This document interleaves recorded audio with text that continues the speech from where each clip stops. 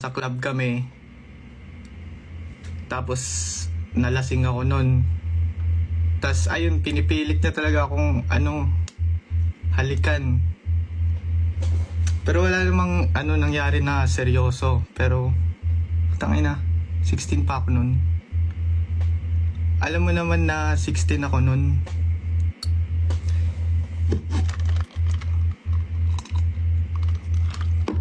As in, pilit na pilit kahit pinapakita ko na ayaw ko.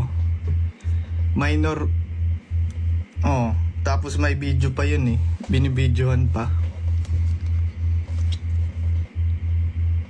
Oh. Tapos, yun.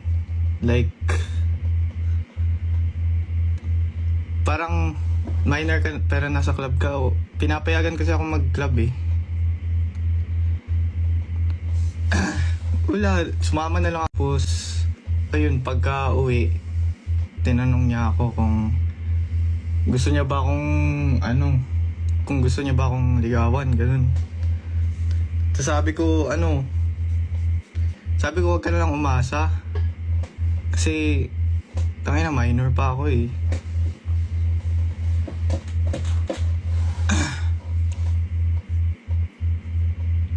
Putang ina, kumalma ka, Dio.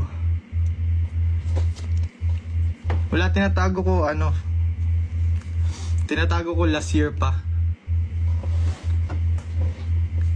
Kasi like last year, ewan ko,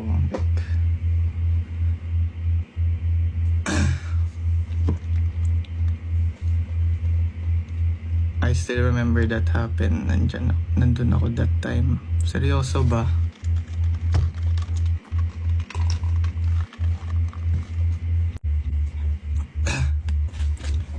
Tapos, ayun, bumalik kami sa sa hotel.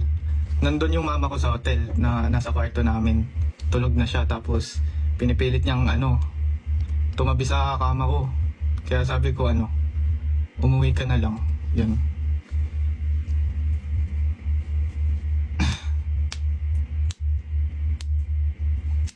Pero matagal na yun.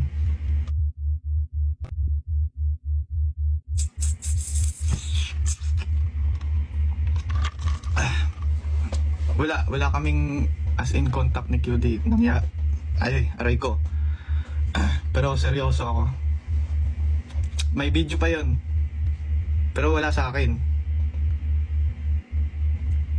May video pa yon, pero hindi sa cellphone ko. May kakul pa ata siya nun eh.